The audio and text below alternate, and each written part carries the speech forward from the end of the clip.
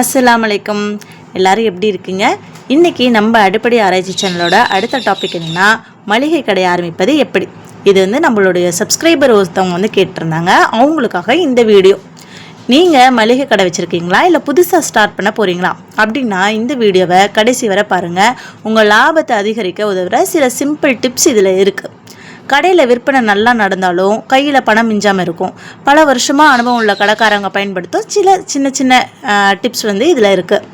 ₹1 கூட வீணாகாமல் கஸ்டமர்ஸை மிஸ் பண்ணாமல் கடையை எப்படி சக்ஸஸாக நடத்துறது, மளிகை கடை நடத்துறது பொருள் விற்கிறது மட்டும் இல்லை, சரியான கணக்கு, சரியான ஸ்டாக்கு, சரியான சர்வீஸ், இதை எப்படி செய்யணும் அப்படிங்கிறத இந்த வீடியோவில் பார்க்கலாம். வீடியோவை ஸ்கிப் பண்ணாமல் ஃபுல்லாக பாருங்கள். இந்த வீடியோ எண்டில் உங்களுக்கு யூஸ்ஃபுல்லாக இருந்துச்சுன்னு நினச்சிங்கன்னா நம்மளுடைய அடிப்படை ஆராய்ச்சி சேனலை சப்ஸ்கிரைப் பண்ணி சப்போர்ட் பண்ணுங்கள். இப்போ வாங்க வீடியோக்குள்ளே போகலாம். ஃபஸ்ட்டு மளிகை கடை நடத்துகிறவங்க சந்திக்கிற பெரிய பிரச்சனை என்னென்னு கேட்டால், பொருள் வேஸ்ட் ஆகிறது, எக்ஸ்பைரி ஆகிறது, ஸ்டாக் தேங்கி கிடக்கிறது. இன்றைக்கி மளிகை கடையில் அரிசி, பருப்பு, மசாலா பொருட்கள், அப்புறம் மற்ற க்ரோசரி ஐட்டம்ஸ் வேஸ்ட் ஆகாமல் எப்படி மெயின்டைன் பண்ணலாம், சேல்ஸ் எப்படி அதிகரிக்கலாம், ப்ராஃபிட் எப்படி உயர்த்தலாம் அப்படிங்கிறதையும் இதில் பார்க்க போகிறோம். நான் சின்ன டிப்ஸ் கொடுக்குறேன். ஃபஸ்ட் ஸ்டெப் நம்பர் 1, இதில் பிளானிங் அண்ட் ரிசர்ச். ஃபஸ்ட்டு நீங்கள் ஒரு கடை வைக்கிறீங்க அப்படின்னா அந்த இடத்த நம்ம செலக்ட் பண்ணணும். நல்லா கூட்டம் வர இடமா இருக்கணும். அது இல்லாமல் போட்டியாளர்கள் ஆய்வு, அதாவது பக்கத்தில் எத்தனை கடைகள் இருக்குது அப்படிங்கிறத பார்க்கணும். அங்கே எவ்வளோ விலைக்கு வச்சு விற்கிறாங்கங்கிறத அந்த விலை விவரத்தை நீங்கள் தெரிஞ்சிருக்கணும். தெரிஞ்சிருந்தால் மட்டும்தான் அதை விட நம்ம கம்மி வச்சு நம்மளால் லாபமும் பார்க்க முடியும், அதிகமாக சேல்ஸும் பண்ண முடியும். Step number 2, investment. அளவை பொறுத்து முதலீடு செய்கிறது. இப்போ சின்ன கடை விற்கிறீங்க அப்படின்னா அதுக்கு 50,000லேருந்து 2 லட்சம் வரைக்கும் நம்ம இன்வெஸ்ட் பண்ணுற மாதிரி இருக்கும். அதுவே கொஞ்சம் பெரிய கடையாக இருந்துச்சு அப்படின்னா, ஒரு சூப்பர் மார்க்கெட் மாதிரி விற்கிறீங்க அப்படின்னா அது 5 லட்சத்துலேருந்து 50 லட்சம் கூட போகலாம். முதலீட்டு பிரிப்புகளை நம்ம எப்படி பிரிக்கணும் அப்படின்னா, ஃபஸ்ட்டு அட்வான்ஸுக்கு நம்ம எடுத்துக்கணும், அப்புறம் ரேக்ஸு, அதுக்கப்புறம் மெட்டீரியல்ஸு. இந்த மாதிரி தான் நம்ம நம்மக்கிட்ட இருக்கிற அமௌண்ட்டை 3ஆக டிவைட் பண்ணி வைக்கணும். ஸ்டெப் நம்பர் 3 என்னென்னு பார்த்தோம்னா, லைசன்ஸ் அண்டு ரெஜிஸ்ட்ரேஷன். அதாவது இது ரொம்ப முக்கியம். வணிக பதிவு, உள்ளூர் அனுமதி. ஃபஸ்ட்டு நம்ம லோக்கல் ஏரியாவில் இருக்காங்க இல்லையா, ஆஃபீஸஸ், இந்த நம்ம மாநகராட்சி இல்லைன்னா நகராட்சி, இவங்ககிட்டலாம் ட்ரேடு லைசன்ஸ் நம்ம எடுத்து வச்சுருக்கணும். அடுத்து உணவு பாதுகாப்பு உரிமம். இது கட்டாயமாக இந்த FSSAI சர்டிஃபிகேட் இருக்கு இல்லையா, இதை முடிஞ்ச வரைக்கும் வாங்கி வச்சுக்கிறது ரொம்ப பெட்டர். ஏன்னா நம்ம அதிகமாக ஃபுட் ஐட்டம்ஸ் தான் வச்சு வைக்க போகிறோம். அதனால் இது வாங்கி வச்சுக்கிறது ரொம்பவே நல்லது. அடுத்தது வரிப்பதிவு. ஒரு வருஷத்துக்கு நம்மளுடைய வருமானம் வரம்பை தாண்டிச்சு அப்படின்னா அதுக்கு GST ரெஜிஸ்டர் கட்டாயமாக பண்ணுற மாதிரி இருக்கும். பார்த்தீங்கன்னா ஷாப் செட்டப் அண்டு இன்ஃப்ராஸ்ட்ரக்சர். பொருட்களை எப்படி அடுக்கிறதுன்னு பார்த்திங்கன்னா, நம்ம கஸ்டமருக்கு ஈஸியாக எடுக்கிற வகையில் நம்ம ரேக்ஸில் அடுக்கி வைக்கணும். இப்போ குளிர்சாதன பெட்டி, அதாவது ஃப்ரிட்ஜ் தேவைப்பட்டுச்சு அப்படின்னா கட்டாயம் தேவைப்படும். ஏன்னா பால், தயிர், கூல்ட்ரிங்க்ஸ் இதுக்கெல்லாம் வைக்கிறதுக்கு நமக்கு ஃப்ரிட்ஜ் தேவைப்படும். ஸோ அது நம்ம வாங்குற மாதிரி இருக்கும். டிஜிட்டல் வேயிங் மிஷின் வச்சுக்கோங்க. அது நம்மளும் பார்த்துக்கலாம், அந்த சைடு இருக்கிற நம்மளோட கஸ்டமரும் வெயிட் எவ்வளோங்கிறத அவங்க பார்க்குறதுக்கு ஈஸியாக இருக்கும். Step number 5, wholesale supplies and stocks. இது ரொம்ப இம்பார்ட்டன்ட்டு. நீங்கள் மொத்தமாக விற்கிறாங்க இல்லையா, ஹோல்சேலில் விற்கிறாங்க இல்லையா, அந்த மாதிரி சப்ளைஸ்கிட்ட நீங்கள் அத்தியாவசியமான பொருட்கள் வாங்கிக்கிங்க. அதாவது அரிசி, பருப்பு, எண்ணெய், இந்த மாதிரிலாம் ஹோல்சேலர்கிட்ட வாங்குங்க. பிராண்டட் பொருட்களுக்கும் தனியாக ஹோல்சேலர்ஸ் இருக்காங்க. அவங்கள நீங்கள் கான்டாக்ட் பண்ணி வாங்கி வச்சுக்கலாம். ஸ்டெப் நம்பர் 6 என்னென்னா, பில்லிங் அண்ட் டெக்னாலஜி. இந்த பில்லிங் சாஃப்ட்வேர் நம்ம வச்சுக்கணும். நம்ம சும்மா கையில் எழுதி போடுறதோட ஒரு பில்லிங் வச்சுக்கிட்டீங்க, பில் போட்டு கொடுக்குறோம் அப்படின்னா அதோட மதிப்பே வேறு மாதிரி இருக்கும். அதே மாதிரி நீங்கள் உங்களுடைய கடையில் டிஜிட்டல் பேமெண்ட்டை கட்டாயமாக வச்சுக்கோங்க. ஏன்னா இப்போ எல்லாருமே ஆன்லைன் பேமெண்ட்டு தான் பண்ணுறாங்க. அதனால் டிஜிட்டல் பேமெண்ட் இருக்கிற மாதிரி பார்த்துக்குங்க. Step number 7, marketing and customer service. இதை கண்டிப்பாக செய்யுங்க. ஏன்னா மார்க்கெட்டிங், ஒரு பொருளை நம்ம மார்க்கெட் பண்ணோம்னா தான் அது நல்லா நமக்கு சேல்ஸ் கொடுக்கும். ஃபஸ்ட்டு நோட்டீஸ் அடித்து உங்களுக்கு அக்கம் பக்கத்தில் இருக்கிற ஏரியாவில் இருக்கிற வீடுங்களுக்கு எல்லாத்துக்குமே நோட்டீஸ் கொடுங்க. உங்களுடைய கடையை விளம்பரப்படுத்துங்க. அடுத்து நீங்கள் ஃப்ரீ ஹோம் டெலிவரி பண்ணுங்கள். பக்கத்துலேயே வீடு இருக்குது அப்படின்னா நீங்கள் வீட்டுக்கே கொண்டு போய் பொருளை கொடுங்க. உங்களுடைய கஸ்டமர்ஸ்கிட்ட ரொம்ப அன்பாக பழகுங்க. இதை நீங்கள் ஃபாலோ பண்ணீங்க அப்படின்னாலே உங்கள் மேலே அவங்களுக்கு, நம்மளுடைய கஸ்டமர்ஸ்க்கு ட்ரஸ்ட் பில்ட் ஆகும், நமக்கு சேல்ஸும் இன்க்ரீஸ் ஆகும். ஹவு டு மெயின்டைன், அது நம்ம எப்படி மெயின்டைன் பண்ணுறதுங்கிறதுக்கு ஒரு சின்ன டிப்ஸ் கொடுக்குறேன். ஃபஸ்ட்டு டிப் நம்பர் 1 என்னென்னா FIFO மெத்தட். அதாவது முதல்ல வாங்கிய பொருளை முதல்ல வந்து விற்கணும். புதுசாக ஸ்டாக் வந்ததும் பழைய ஸ்டாக்கை வந்து முன்னாடி வைங்க. இல்லை அப்படின்னா அந்த பழைய ஸ்டாக்கு பின்னாடி தேங்கி போயிடும், அது வந்து சேல்ஸ் ஆகாமல் போயிடும். ஃபஸ்ட்டு நம்ம பழைய ஸ்டாக்கை வந்து சேல் பண்ணிட்டு தான் புது ஸ்டாக்கை வந்து விற்கிற மாதிரி கொண்டு வரணும். Tip number 2 expiry date check. இது ரொம்ப ரொம்ப முக்கியம். வீக்லி ஒன்ஸ் எக்ஸ்பைரி டேட்டை கட்டாயமாக செக் பண்ணுங்கள் எல்லா பொருளுக்குமே. இப்போ எக்ஸ்பைரி வந்து நெருங்குற பொருளாக இருக்குது, எக்ஸ்பைரி வந்து ஒரு 2 மாதத்தில் முடிஞ்சிடும், இல்லை வந்து 1 மாதம் தான் டைம் இருக்குது அப்படின்னா கண்டிப்பாக அந்த மாதிரி பொருட்களுக்கு ஆஃபர்ஸ் போடுங்க. ஆஃபர்ஸ் போட்டிங்கன்னா கண்டிப்பாக வந்து சேல்ஸ் வந்து இன்க்ரீஸ் ஆகும். Tip number 3 stock register. எவ்வளோ வந்து வாங்கணும் திங்ஸு, எவ்வளோ வந்து அந்த பொருளை விற்றோம் அப்படிங்கிறத கட்டாயமாக எழுதுங்க. இது ரொம்ப ரொம்ப முக்கியம். Tip number 4 slow moving items. அதாவது ரொம்ப நாளாக விற்காத பொருள் இருக்கு இல்லையா, அந்த மாதிரி விற்காத பொருளுக்கு எக்ஸ்பைரி முடியறதுக்கு முன்னாடியே காம்போ ஆஃபர் இல்லைன்னா டிஸ்கவுண்ட் மாதிரி கொடுத்தீங்க அப்படின்னா உங்களுக்கு அதில் ஒரு ப்ராஃபிட்டும் இருக்கும், இன்னொன்று வந்து அந்த பொருளும் வந்து சேல் ஆயிரும். நம்மளுடைய கஸ்டமருக்கும் நமக்கு டிஸ்கவுண்ட்டில் கிடைச்சிது, ஆஃபரில் கிடைச்சிதுன்னு அவங்களுக்கும் ஒரு ஹாப்பினஸ் இருக்கும். Tip number 5 clean storage. இது ரொம்பவே முக்கியம். நம்மளுடைய கடை நடப்பாதை இதை வந்து கண்டிப்பாக சுத்தமாக வைங்க. தூசி ஈரம் இதெல்லாம் வந்து இருந்துச்சு அப்படின்னா நம்மளுடைய பொருள்லாம் வந்து வேகமாக கெட்டு போயிடும். Tip number 6 pest control. இதை வந்து நம்மளுடைய சப்ஸ்கிரைபர் வந்து கேட்டிருந்தாங்க, அது வந்து பின்னாடி வந்து சொல்கிறேன். நம்மள கடையில் வந்து எலி, கரப்பாம்பூச்சி, வண்டு இந்த மாதிரி எந்த ஒரு பூச்சிகளும் இல்லாத மாதிரி பார்த்துக்குங்க. மாதத்துக்கு ஒரு முறை பெஸ்ட் கண்ட்ரோல் வந்து அடிக்கிறது ரொம்பவே நல்லது.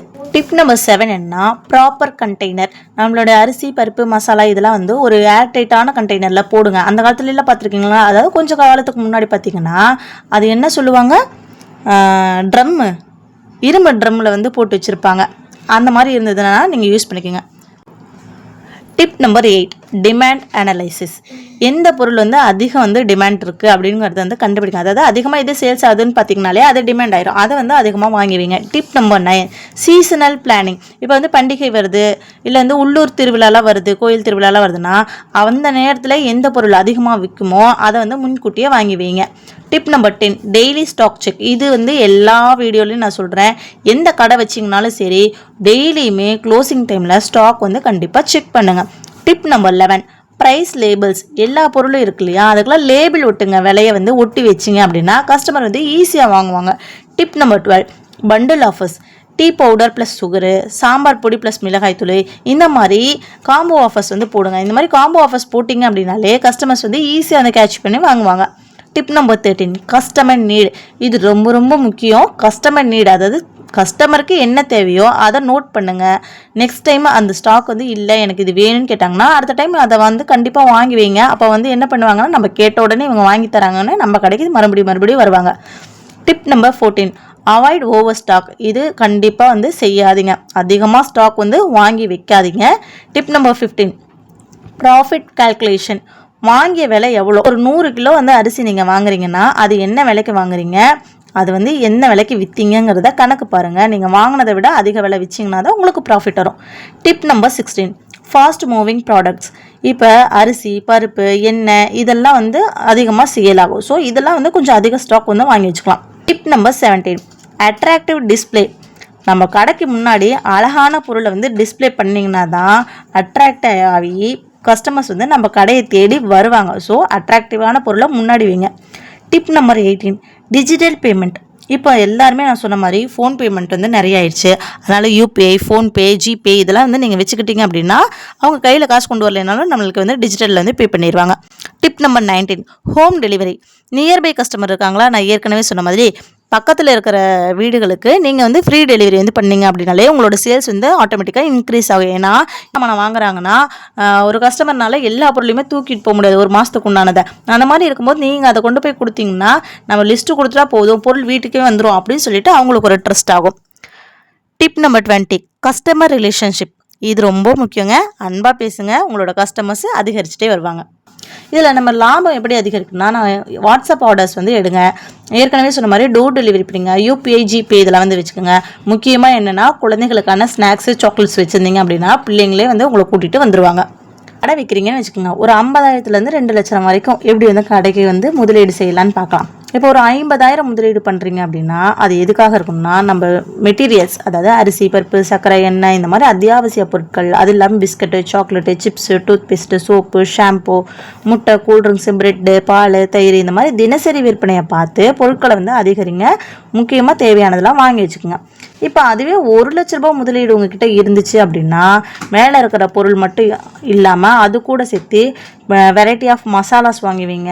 அதே மாதிரி சில்ட்ரன்ஸ்க்கு தேவையான ஸ்நாக்ஸு மாவு வெரைட்டிஸ் இந்த மாதிரிலாம் வாங்குவீங்க.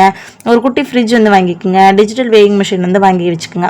இப்போ 2 லட்சம் முதலீடு இருக்குது அப்படின்னா மேலே சொன்ன 2 இல்லாமல் நல்ல ரேக் போடுங்க. உங்களுடைய கடையை வந்து ஒரு நல்ல செட்டப்க்கு வந்து கொண்டு வாங்க. அதிகமாக ஸ்டாக்ஸ் வாங்கி வச்சுக்கோங்க. நிறைய கூல்ட்ரிங்க்ஸ் ஐஸ்கிரீம், இந்த கூல்ட்ரிங்க்ஸ் ஐஸ்கிரீம்ஸ்க்கு மட்டுமே தனியாக ஃப்ரிட்ஜ் வைங்க. அது கம்பெனிக்காரங்களே வச்சு கூட கொடுக்குவாங்க. அது மட்டும் இல்லாமல் நம்ம வீட்டுக்கு தேவையான யூஸ் பண்ணுறோம் இல்லையா பொருள்லாம், பிளாஸ்டிக் ஐட்டம்ஸ் இந்த மாதிரிலாம் வீட்டு உபயோகப் பொருட்களை வச்சுக்கோங்க. ஆன்லைனு இல்லைன்னா வாட்ஸ்அப் ஆர்டர்ஸும் வசதியோடு வச்சுக்கோங்க. ரொம்ப முக்கியமான ஆலோசனை என்னென்னா, நம்ம எவ்வளோ இன்வெஸ்ட் பண்ணாலும் இப்போ ஒரு 2 லட்சம் வந்து இன்வெஸ்ட் பண்ணுறீங்க அப்படின்னா 2 லட்சம் பணத்தையும் கொண்டு போய் பொருட்களை வந்து போடக்கூடாது. 70% பொருளுக்கு, 20% அவசரமாக கையிருப்புக்கு, 10% கடை செலவுகளுக்குன்னு இந்த மாதிரி வச்சுக்கிட்டிங்கன்னா தான் நம்ம கடையை நடத்துறதுக்கு ஈஸியாக இருக்கும். முதல்ல 6 மாதம் தான் ரொம்ப ரொம்ப முக்கியம். லாபத்தை எதிர்பார்க்காம வாடிக்கையாளர்களை உருவாக்குறதுல தான் நம்மளுடைய கவனத்தை வந்து செலுத்தணும். அதனால் ஒரு 5-10 குறைக்கிறதுல தப்பு கிடையாது. ஒரு நல்ல மளிகை கடை வந்து ஒரு 2-3 வருஷத்தில் அந்த பகுதியில் இருக்கிற ஒரு முக்கியமான கடையாக மாறும். ஸோ கான்ஃபிடென்ட்டாக இருங்க, உங்கள் கடையும் ஒரு நல்ல பெஸ்ட்டான கடையாக மாறும். இப்போது நம்ம சப்ஸ்கிரைபர் கேட்ட மாதிரி இந்த பூச்சி வராமல் எப்படி பாதுகாக்கிறதுக்குன்னு சொல்லிட்டு ஒரு சின்ன சின்ன டிப்ஸ் வந்து சொல்கிறேன். ஃபஸ்ட்டு சேமிப்பு முறை, அதாவது நேரடியாக பொருளை தரையில் வைக்காதீங்க. அரிசி பருப்பு இந்த மாதிரி மூட்டைகளை நேரடியாக தரையில் வைக்காதீங்க. ஒரு மரப்பலகையோ இல்லை டேபிள் மேலேயோ வந்து வைங்க. அடுத்து சுவர் மேலே மூட்டை வந்து முட்டாமல் பார்த்துக்குங்க. சுவருக்கும் மூட்டைக்கும் இடையில ஒரு சின்ன கேப் வந்து விடுங்க. ட்ரையான பிளேஸாக இருக்கிற மாதிரி பார்த்துக்குங்க.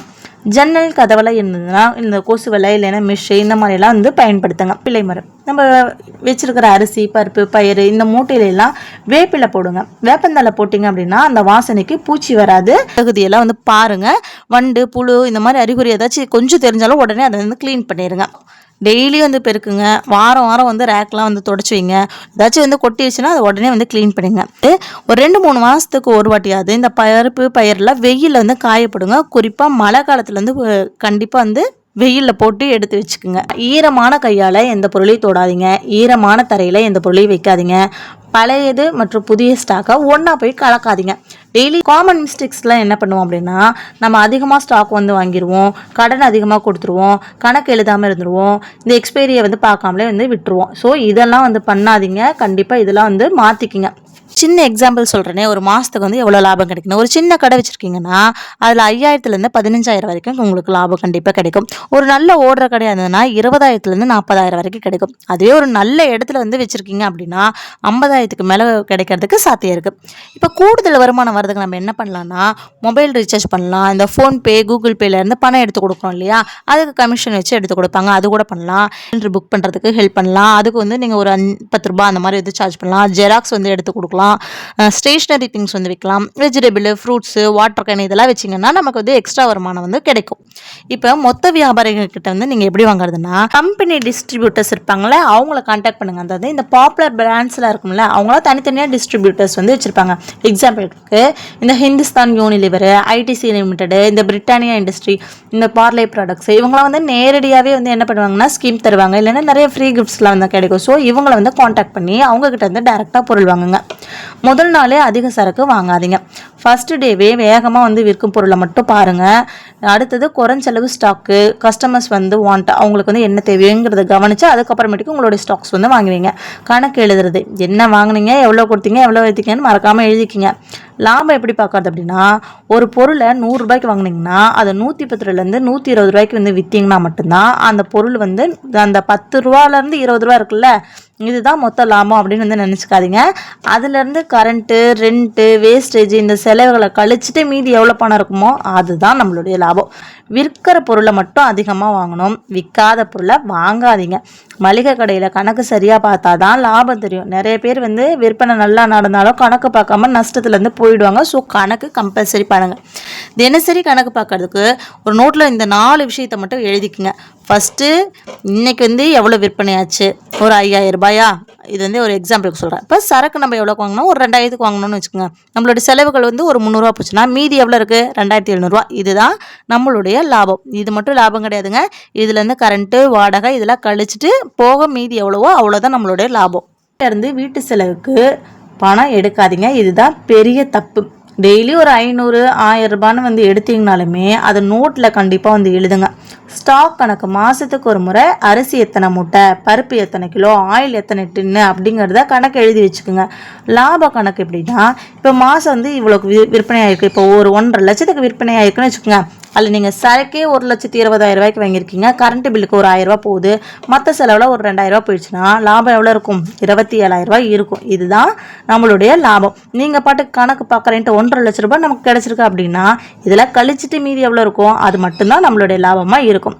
இப்போ கடன் கணக்கு பார்க்கலாம். ஒரு தனியாக நோட்டு போட்டு வச்சுக்கோங்க, அதில் வந்து பேர் எழுதிக்குங்க, அமௌண்ட் எழுதிக்குங்க, யாருக்கு எவ்வளோ கடன் கொடுத்துருக்கீங்க அதை தேதி போட்டு எழுதிக்குங்க. ஏன்னா இது ரொம்ப ரொம்ப முக்கியம். டெய்லி 5 மினிட்ஸ் ஹேபிட் என்ன அப்படின்னா, கையில் இருக்கிற காசை கண்டிப்பாக எண்ணுங்க. யூபிஐ வந்தாலும் அதில் பணம் எவ்வளோ வந்திருக்குன்னு பாருங்கள். இன்றைக்கி விற்பனையை வந்து எழுதுங்க, நாளைக்கு என்ன சரக்கு வாங்கணுங்கிற லிஸ்ட்டையும் எழுதி வச்சுக்கோங்க. கடன் கொடுக்கறது எல்லோருக்குமே கொடுக்காதீங்க. மாத வருமானம் இருக்கிற கஸ்டமர்ஸு, ரொம்ப நம்பகமான கஸ்டமர்ஸ்னால் அவங்களுக்கு மட்டும் கடன் கொடுங்க. அதுவுமே 30 நாளுக்கு மேலே போக வேண்டாம்.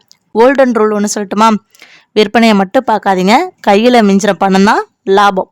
உங்கள் கடையை வளர்க்கணும்னு நினச்சா டெய்லி புதுசாக கற்றுக்கிட்டே இருக்கணும். இந்த வீடியோ உங்களுக்கு ஹெல்ப்ஃபுல்லாக இருந்தால் சப்ஸ்கிரைப் பண்ணி நம்ம அடுப்படை ஆராய்ச்சி சேனலோட ஜாயின் பண்ணிக்கோங்க. என்னுடைய அறிவு கேட்ட மாதிரி நான் இதில் வந்து சின்ன சின்ன டிப்ஸ் வந்து கொடுத்துருக்கேன். இது இந்த வீடியோ கேட்ட சிஸ்டருக்கு கண்டிப்பாக யூஸ்ஃபுல்லாக இருக்கும்னு நினைக்கிறேன். யூஸ்ஃபுல்லாக இருந்துச்சா என்னன்னு சொல்லிட்டு வீடியோ பார்த்துருந்தீங்கன்னா கீழே வந்து கமெண்ட் பண்ணுங்கள். அடுத்து க்ளவுட் கிச்சன் பற்றி ஒரு சிஸ்டர் கேட்டிருக்கீங்க, அதுக்கப்புறமேட்டுக்கு இந்த ஸ்நாக்ஸ் பற்றி, ஜூஸ் கடை பற்றி ஒரு சிஸ்டர் கேட்டிருக்கீங்க. நல்லா அடுத்தடுத்த வீடியோவில் கண்டிப்பாக நான் சொல்கிறேன். இடையில கொஞ்சம் லிட்டில் பிட் டிசீஸ், அதனால் வந்து கண்டுக்காதீங்க. கண்டிப்பாக உங்களுக்கு என்ன டவுட் இருக்கோ அதை கமெண்ட்டில் கேளுங்க. நான் ஃப்யூச்சர் வீடியோவில் கண்டிப்பாக வந்து அப்லோட் பண்ணுறேன். அப்புறம் நிறைய ஷார்ட்ஸ் வீடியோ வந்து போடுறேன், அதெல்லாம் வந்து vlog மாதிரி போடுறேன். உங்களுக்கு இன்ட்ரெஸ்ட் இருந்துச்சுன்னா அதை கூட வந்து பார்த்துக்குங்க. மறக்காமல் நம்ம அடுப்படி ஆராய்ச்சி சேனலை சப்ஸ்கிரைப் பண்ணி சப்போர்ட் பண்ணுங்கள். அடுத்த வீடியோவில் பார்க்கலாம். Thank you so much.